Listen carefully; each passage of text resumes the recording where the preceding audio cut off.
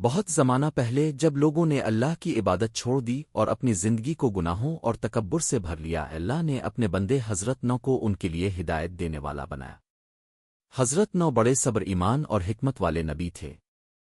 انہوں نے صدیوں تک اپنی قوم کو اللہ کی عبادت کی طرف بلایا اور کہا کہ بت پرستی چھوڑ دو۔ انہوں نے انہیں بار بار خبردار کیا کہ تکبر اور فساد کا انجام برا ہوگا، لیکن زیادہ تر لوگ ان پر ہنستے تھے۔ وہ ان کی باتوں کو مذاق سمجھتے اور ان کے پیغام کو رد کر دیتے۔ صرف چند عاجز اور نیک لوگ ان پر ایمان لائے، باقی سب اپنی گمراہی پر قائم رہے۔ تقریباً 950 سال کی تبلیغ کے بعد اللہ نے حضرت نو پر وحی نازل فرمائی کہ اب مزید لوگ ایمان نہیں لائیں گے اور زمین پر بڑا طوفان بھیجا جائے گا تاکہ زمین کو فساد سے پاک کیا جائے۔ اللہ نے حضرت نو کو حکم دیا کہ ایک بہت بڑی کشتی بنائیں جو انہیں، ایمان والوں کو اور ہر جانور کے جوڑے کو بچائے گی۔ حضرت نو نے خشک زمین پر کشتی بنانی شروع کی جہاں سمندر دور دور تک نہیں تھا۔ جب بھی لوگ گزرتے تو وہ اور بھی ہنستے اور مذاق اڑاتے۔ وہ کہتے، اے نو، کیا تم بڑئی بن گئے ہو؟ یہ کشتی کہاں چلاؤ گے؟ یہاں تو کوئی سمندر ہی نہیں ہے۔ مگر حضرت نو اپنے رب کے حکم پر ڈٹے رہے۔ ایمان والوں کی مدد سے وہ دن رات کام کرتے رہے۔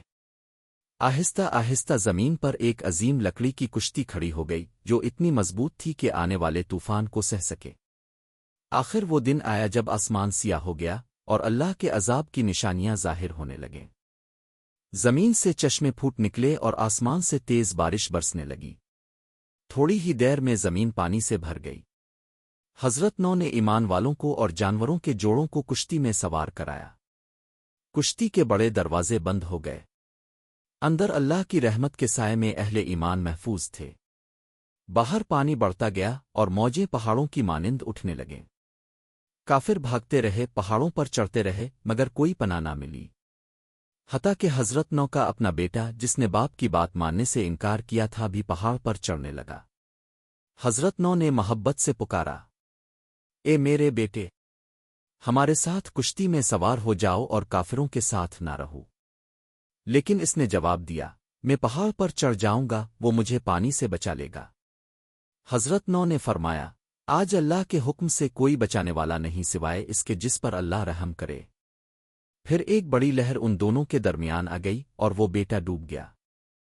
کشتی کئی دن اور راتوں تک پانی پر تیرتی رہی، اللہ کے حکم سے محفوظ۔ اندر کے لوگ دعا کرتے، صبر کرتے اور اللہ کو یاد کرتے رہے۔ آخرکار جب زمین پاک ہو گئی، اللہ نے آسمان کو حکم دیا کہ بارش روک دے اور زمین کو حکم دیا کہ پانی نگل لے۔ پانی کم ہو گیا اور کشتی کنواں جودی پر ٹھہر گئی۔ جب حضرت نو اور ان کے ساتھی کشتی سے اترے تو اللہ کے سامنے سجدہ شکر بجا لائے جس نے انہیں بچایا۔ انسانیت کا ایک نیا آغاز ہوا، ایمان اور توحید کی بنیاد پر۔ حضرت نو اور کشتی کی کہانی صرف ایک پرانی داستان نہیں ہے، یہ ہر انسان کے لیے سبق ہے۔ صبر، اللہ پر بھروسہ اور اس کے حکم کی اطاعت نجات دیتی ہے، جبکہ تکبر اور کفر ہلاکت کی طرف لے جاتے ہیں۔